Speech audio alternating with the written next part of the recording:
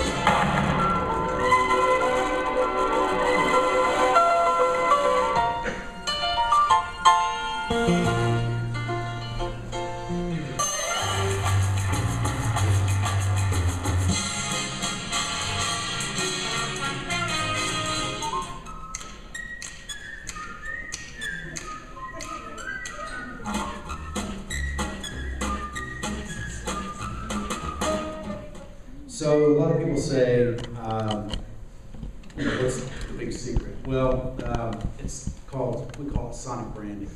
And like I said, I'm going to take you through 2 or 3 case studies to kind of explain how these things work. So exactly what is it? Well, I'm going to start off with a sonic brand that we do for the Weather Channel. Let's see if this.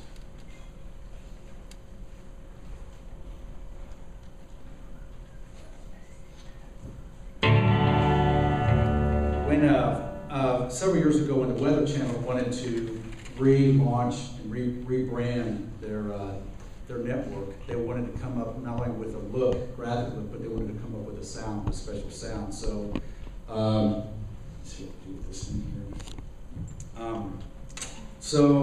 They came to us and said this. They kind of described what they were looking for, and so we came up with.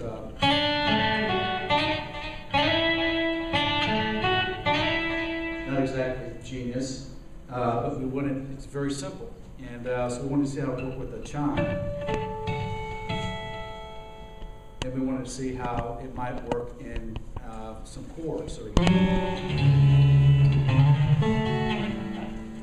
and then we wanted to see how it would work maybe in a song. We want to turn this down just a little bit.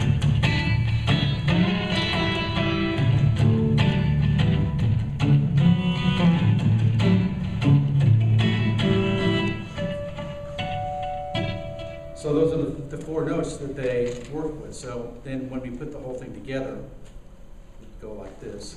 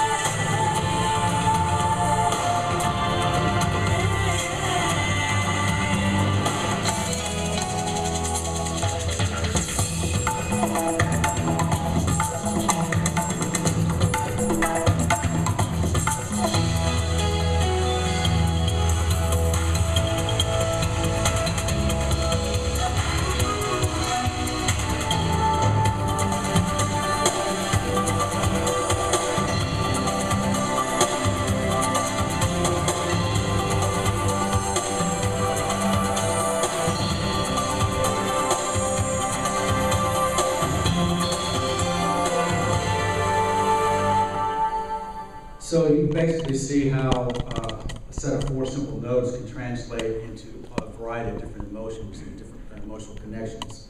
So here's a quick little crash course in sonic branding. And how does it work? Make sure this slide's up there.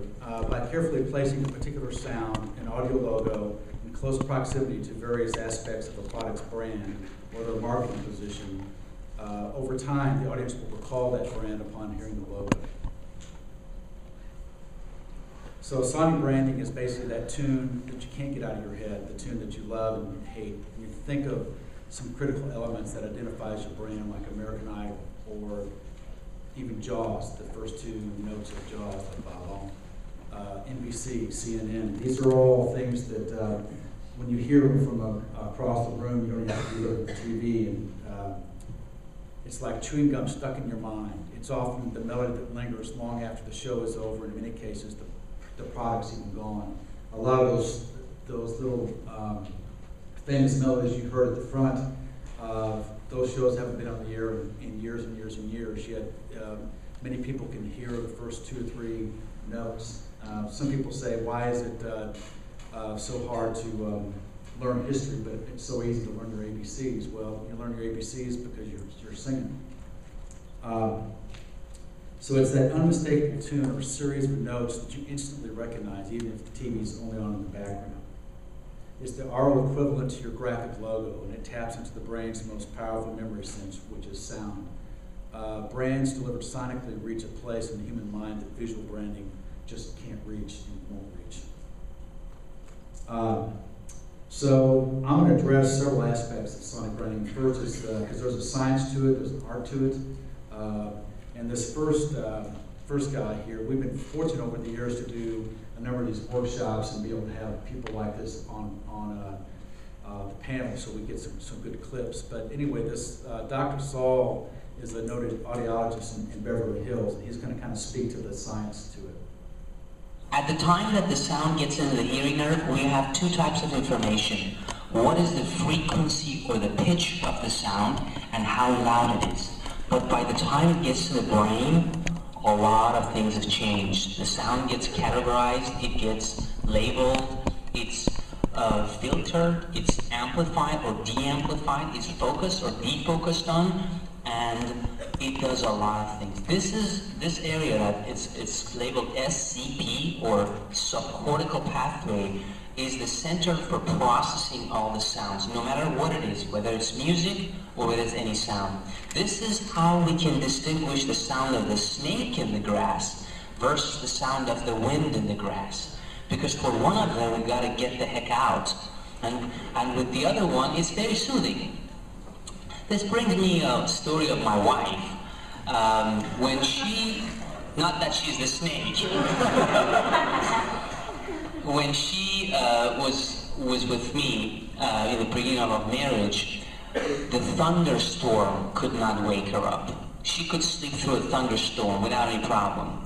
As a matter of fact, she was taking a nap when the earthquake in the Bay Area hit us and the Brooklyn Bridge fell, and she still was getting her Z's.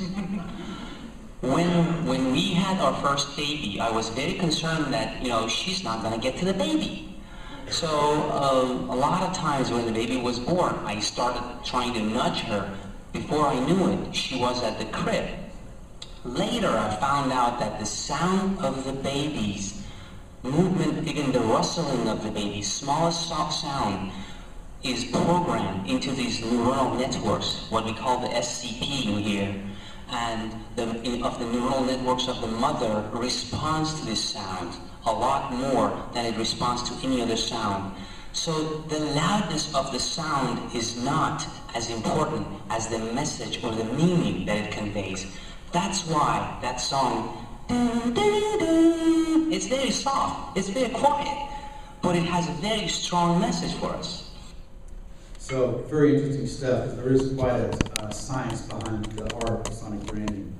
So, let's see how quickly you can name this tune. Its composer is Jonathan Wolf. I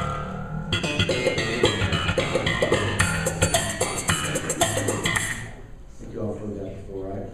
Seinfeld, not a great musical composition, but had a great sound. The unique, memorable, unmistakably recognizable, annoyingly quirky sound of the Seinfeld music serves as a signature for the show.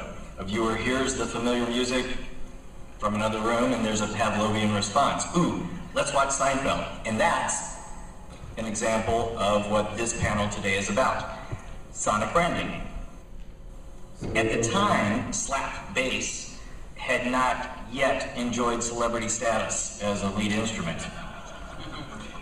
Well, at the time it was kind of a groove element in funk music. So using it as a lead instrument combined with the quirky little mouth noises gave the music an unexpected, quirky sound.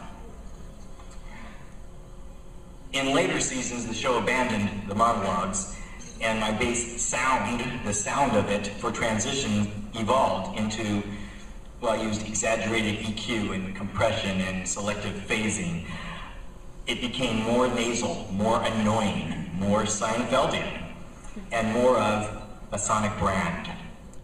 So he's talking, really about the sound. Now, interesting thing about musical branding, sonic branding, is that there's such power to it to communicate what your message is.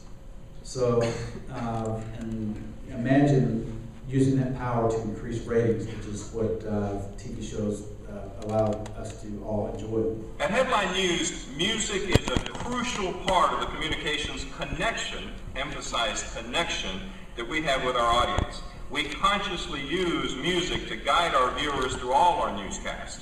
Now, Headline News is designed for people like most of us in this room. We call them time warriors. They're people who care about the entire gamut of news, from breaking news to sports to entertainment, but whose lives don't allow for big chunks of time to watch TV or to read.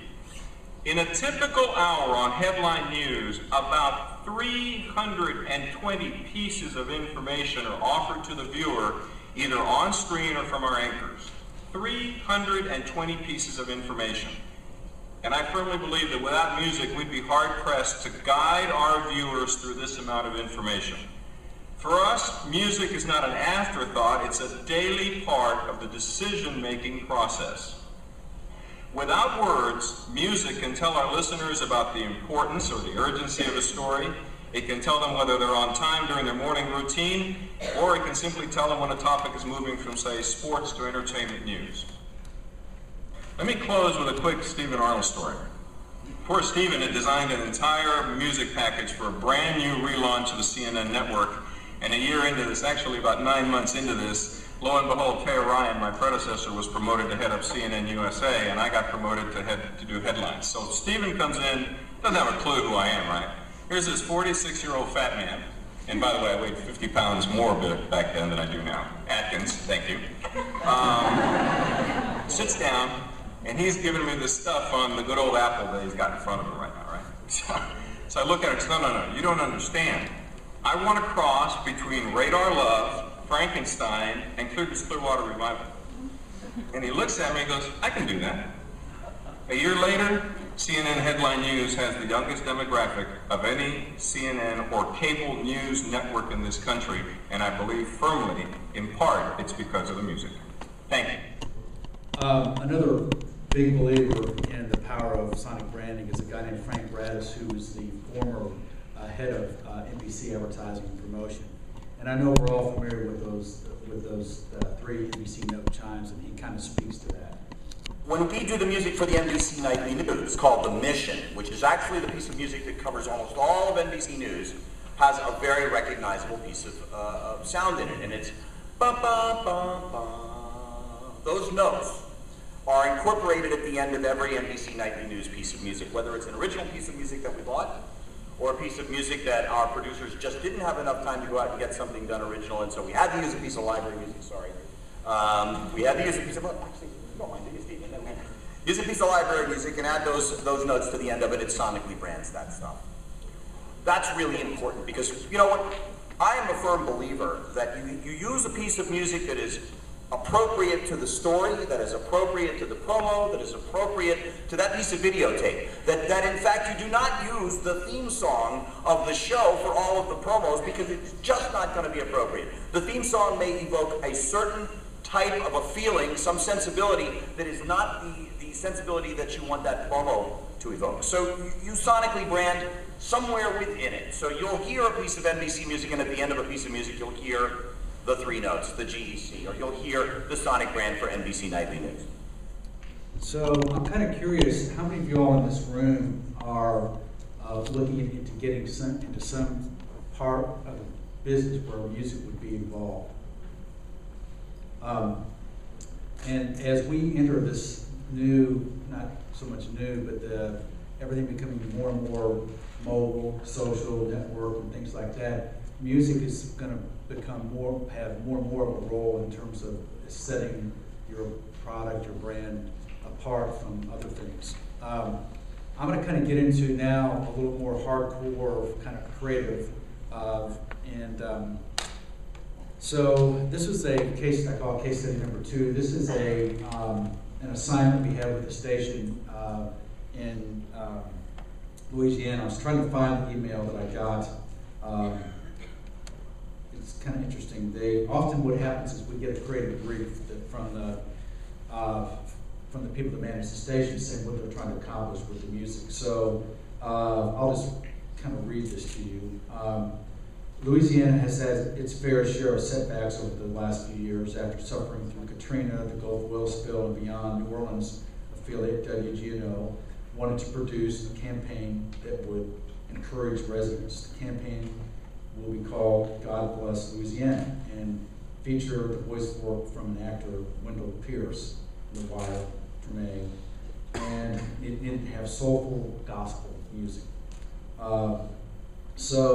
And I got an email from the creative director named Kelly Donnell, and this is what the email said. He said, Stephen, the music should be inspired by the Southern hymns. Music should have a soulful intensity of the altar call at a tent revival, like listening to a sweaty preacher in the heat of the bayou under a tent in a swamp. He said, before you write a note, I'd like you to listen to this voiceover, and then maybe you can pick up your guitar and play along with it. So here was the voice. In Louisiana, we understand hardship, but in our darkest hours, we always burn the brightest. Because you can wash away our houses, you can poison our coastline, you can ignore our shrinking wetlands until there's nothing left. And then you will see the stone that we're made of, our trust in God, faith in family, and love for the place we call home. God bless Louisiana. From WGNO. So often we get either visuals that we put music to, and usually the voice is the very last thing that we deal with. Oftentimes we don't even deal with the voice. So this was kind of interesting to have to start with just the voice. But with that description, I did exactly what he suggested. So I'm going to now play along kind of with the first things I did when we did this. Hopefully I can make this work. In Louisiana, we understand hardship, but in our darkest hours, we always burn the brightest. Because you can wash away our houses, you can poison our coastline, you can ignore our shrinking wetlands until there's nothing left. And then you will see the stone that we're made of, our trust in God, faith in family, and love for the place we call home. God bless Louisiana. From WGNO. So what was interesting is that the voice was kind of like the melody, and again, all I had to do was kind of come up with the chords. So, but obviously, gospel music, God didn't create gospel music with the guitar. It's more about the organs and things like that. So the next step was to create a rough demo, scratch track, built off of those chords. So here's the piano demo.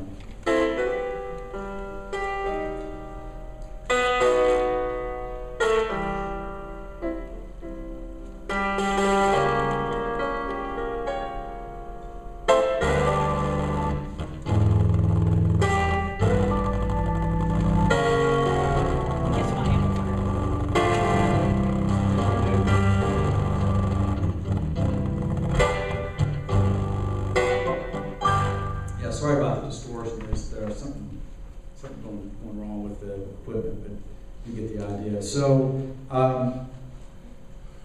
the thing was that this was going in the right direction, but there was something about it at the ending, it just didn't have a good payoff. So they said, can you come up with a good hook, or just a good sonic stamp, so to speak. So,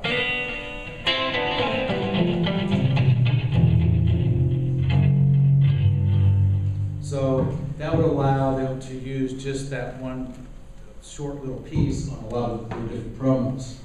So again, we did the same thing with the piano.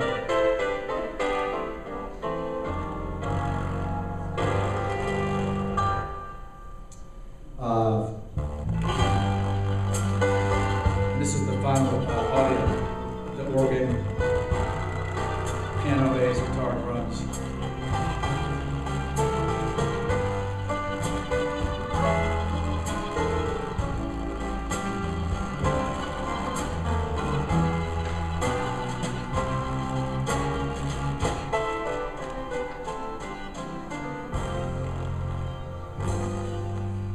And then here it is with the video.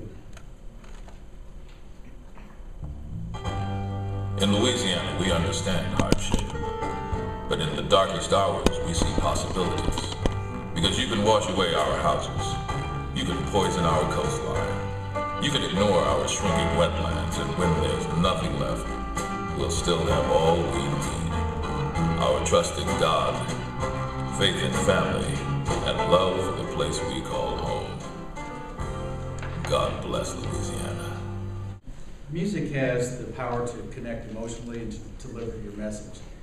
Here's an interesting example.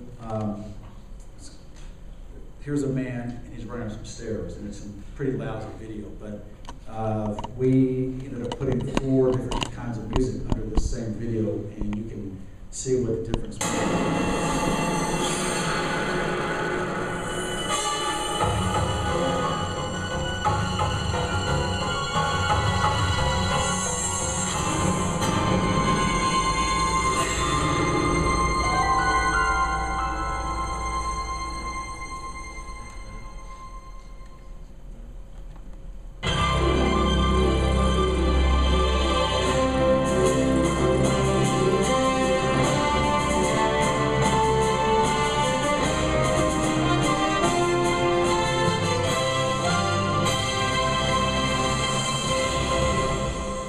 So like the first one, he's running away from something. This second one, he's running to something.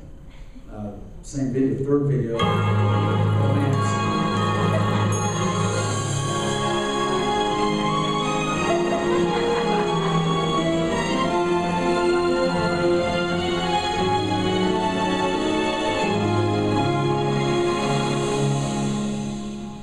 And this last one is kind of a thriller.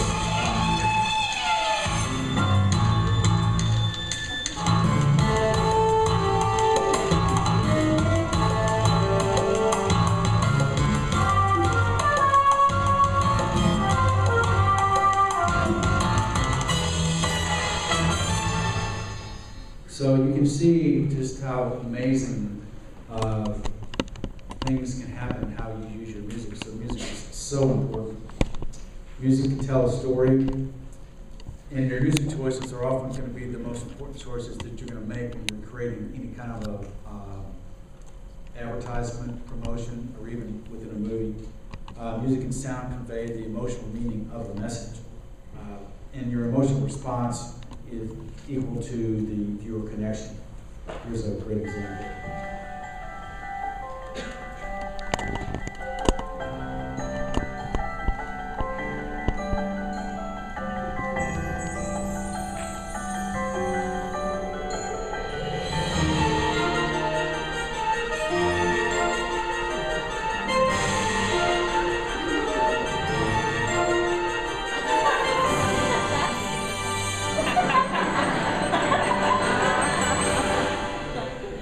So you can see that, how amazing it is when you've got a good piece of music.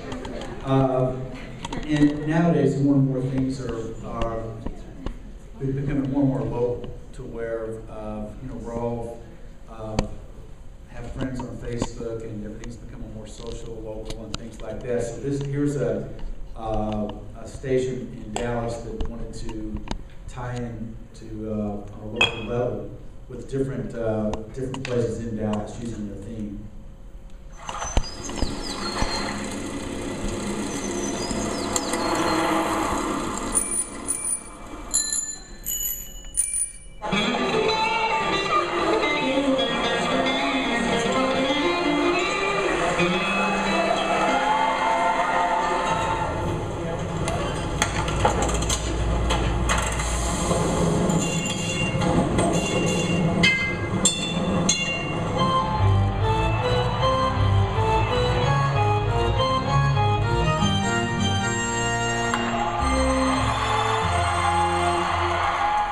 So you can see how important those three notes are, but also how important whatever notes you're using, that you can use in what we call different environments to create a different mood.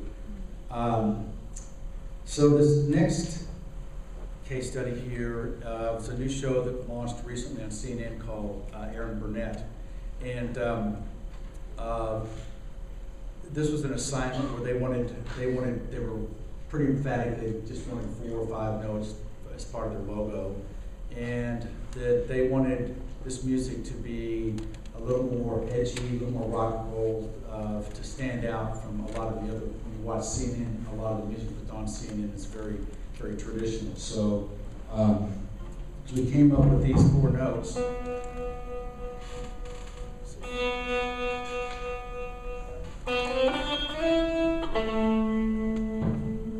Again, not exactly rocket science. And then wanted to see how it worked with, and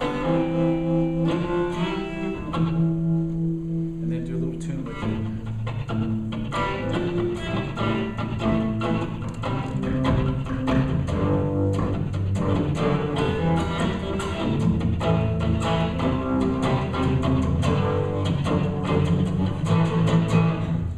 So the next thing was to create an ID, which is basically just all those notes just by themselves, very short.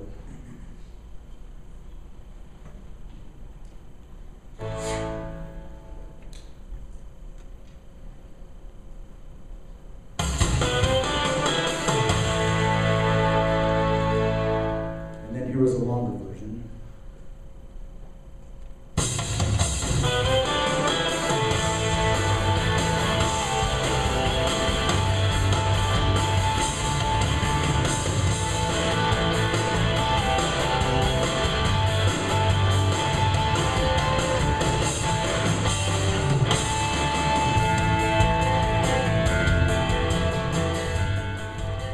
Now, typically, you're going to, this next thing, I'll play a little montage, and there are probably maybe 12 different, not in this montage, but part of the package of these 12 different styles of music to create different moods, things that were, music that was reflective, maybe more thoughtful, some that's more upbeat, optimistic, and some that's more breaking news, that type of thing, but they all use the same sonic brand. So this is the montage.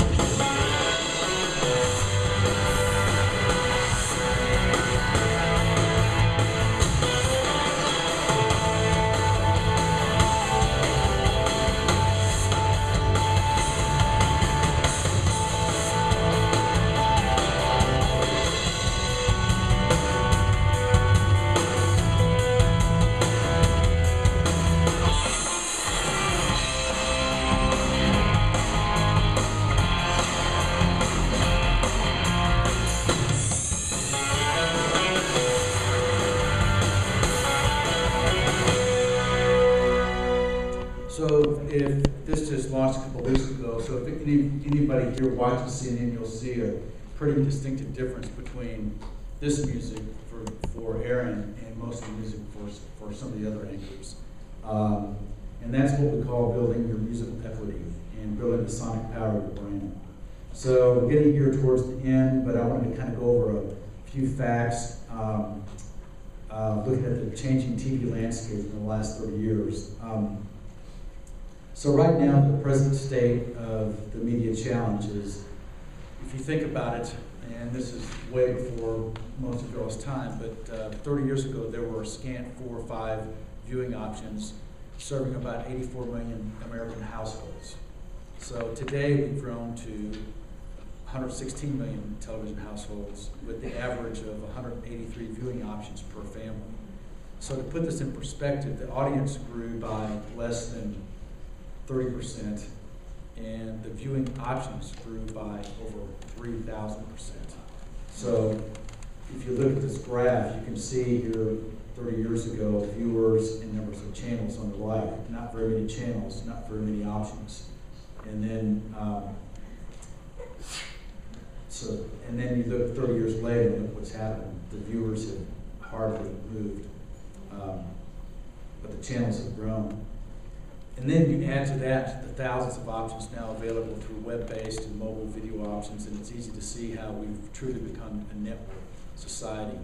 Everyone, everything seems to be mobile, social, shared, public, and location aware. Ever-present, low-cost, or even free, high-speed internet access now allows users to access and consume content, add comments, ratings, likes, dislikes, share it, and even add to it, and even become content themselves. Nearly half of Americans now get their information on some kind of mobile device. So those of us in the business are faced with huge, huge challenges to how do you deliver your message and make people remember it when everything is so fragmented. Well, with all the competition, you're awash in a sea of competition, and sonic branding is really your paddle. The reason why it is because you can, musical notes that you hear on whatever device you've got can stick with you, and that can transport through any kind of environment that visuals just can't. So in summary, use sonic branding everywhere, all the time. Brands deliver sonically, reach a place the human mind, the visual branding alone cannot and does not approach. The melody often lingers when the product is gone. Represent your brand in a non-visual media. The two most critical elements behind sonic branding are repetitiveness and consistency. And the most successful products have this. So 3 things to remember on your deathbed is no one sings the graphics, no one whistles the animation, and no one hums the announcer unless he's like this guy.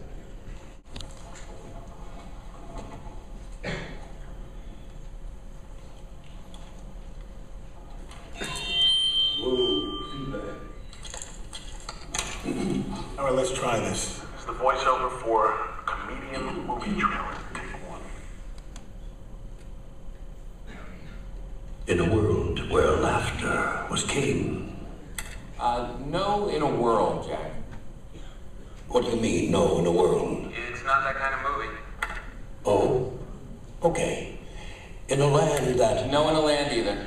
In a time... I don't think so. In a land before time. It's about a comedian, Jack.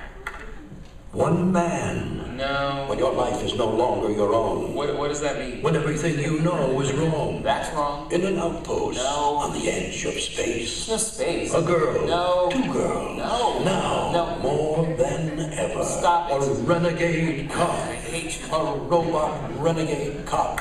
You're fired. You're fired. No, you're actually fired. I'm fired. Get out of the booth, Jack. No, I like it in here. So anyway, that's kind of fun. And that's it. Feel free to come up and ask any questions. Before we go, if you have questions, please hang around. I'm going to lead off the questioning. I was just wondering, Steve, if I asked you to create a song branding yourself, what 3 notes would you come up with? Could you come up right here on the spot with a Stephen Arnold song? The answer's not no. That's not an option. Yeah, I don't know if I can do that. Okay. Anyone have a question? Great to you the mic. No. Okay. So I noticed that a lot of these sounds of these projects that you were showing are within the United States, have you ever been contacted internationally? Have you worked on projects like that? Yeah, we, Questions, have you ever been contacted internationally to do a similar kind of sonic brand? Those of you who are in the back and want to hear the questions, you might come on up to the front. yeah, in fact, we do quite a bit of stuff internationally. We do, in fact, we're just starting a job next week for CCTV, which is a big China network. And we do Kuwait TV, one pretty big Joel, be project quiet is as you leave. for India TV, Romania. So there's really a number of international things. It's kind of interesting because a lot of the music we do internationally is not necessarily indigenous to the area, because a lot of those networks over there are wanting to sound like CNN, because CNN has such a big presence over there. So, but yeah, that's definitely a growing arena. So. And projects like that, I mean, those involve a lot of travel, or because of technological advances, are you able to still work on it in America? And Yeah, kind of send over the only time we've traveled on any of the international things was when we did the music for Kuwait, and they really wanted us to go over there, and they had special interest. A lot of that music was kind of indigenous to the area, and they wanted us to go listen to some percussive groups and things like that. But for the most part, with the technology, it's just so easy to communicate, send files back and forth. In fact, in our studio, a lot of our guitar players, we have probably 2 or 3 go-to guitar players that we use, and it's seldom they even come into the studio anymore, because we can send them the file, they're set up at home with great mics, and can play the stuff and send it back, same with the bass. Now when we do a lot of when we do violins and brass and some of the more orchestral things, those have to take place in the studio. But yeah. How many people do you usually have working on a sonic brand? Well, it is so dynamic and fluid, depending on there's, like I say, there's a lot of science to it, and there's a lot of politics involved in people making decisions. Are you asking like creatively? How many? Creatively. Yeah. Typically, I've got a staff of about 12, and there's about 4 of us that are creative. The rest are either sales or administration. But typically, we will brainstorm, come up with some raw logos, like the 4 or 5 note things that I played, and then there might be 2 or 3 of us that come up with some things, and typically then you'll send those to the client, and they'll pick out the ones that they like the best, and then you'll flesh those out with rough music underneath it. So, yeah. Which sonic brands are you most known for? Pardon me? Which sonic brands are you most known for? Well, I would say, depending on what networks you're watching, but obviously the Weather Channel was a big one. If you watch most of, there's a difference between CNN and CNN headline news. I don't know if you all know that, but headline news is a younger. I guess that's what Nancy Gracie's on. So like her music. And Dr. Drew that's on headline news, and certainly this new project with Erin Burnett. She's CNN's big new anchor. So a lot of what you do is so.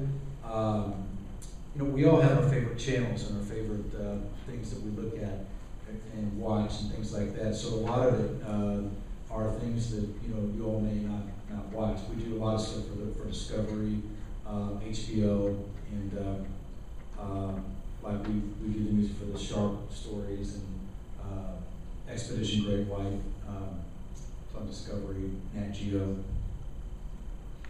One more. Yeah. How much do you How long is a piece of string?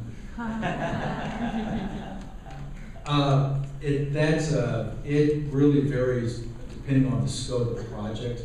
And I would say that, and it also depends if you're doing something original from scratch, or if they're using what they call library music, which is pre-recorded music. But I would say anybody that came in on, and it also depends on how many themes are in the package. Say for the Weather Channel, when we did the Weather Channel music, they had probably 12 to 15 different musical compositions that all were variations of the same theme. Some were fast, some were like storm stories and breaking weather and stuff that sounded scary, and then stuff that sounded, friendly and fresh and nice weathery and that kind of thing. So typically on a project like that, it also has to do, the pricing has to do with how many viewers are going to be watching. So you're going to range anywhere from $5,000 for a theme up to $20,000 per theme. And it just depends on how many musicians are involved and the length of the theme. So it's really hard to price it. Do y'all always use live instruments, or?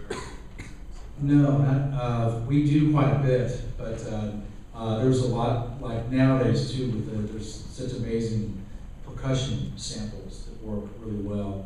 We always use live guitar, usually live bass. Some of the stuff that is, I call it more textural. There's a lot of great electronic instruments that allow you to create some great sounds. But I would say the hallmark of our business anyway is that most of the stuff is for the most part out front and live, although a lot of it depends on the style.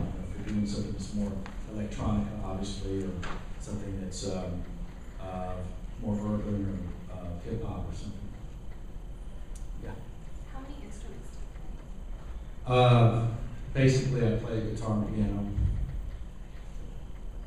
Yeah. How did you get started in this? The Cliff Notes version is I went to LA to, be a rock and roll star and hit my lucky break, and it never happened. So I ended up moving back to Dallas to do a jingle. My folks had a retail store, and they said, "Why don't you come do a jingle?" And I said, "Well, I don't know how to do a jingle," and I thought, well, a jingle is just a short, song, so I could write a song, and so that's what I did. And the studio I recorded at, oddly enough, was for sale, and of course I didn't have any money, but the guy's father who owned it did, so he financed it, and so said, "Hey, you can buy this, you can, pay me back." And so I thought, well, I have a great place now that I can record my songs, go to LA, maybe get my lucky break and everything else. But all the bands I recorded were kind of like me; they were broke, so they would record there, and then they wouldn't pay me. And so I had a brother who I said, "Well, look, why don't I go around to these different car dealerships and banks and shops, things like that." And so he would go around and say, "Hey, my brother's this great writer from LA, and we'll do your jingle for free. And if you like it, you can buy it. And if you don't like it, you don't have to buy it." So we did a bunch of free jingles, and then slowly people started buying them, and just kind of got lucky.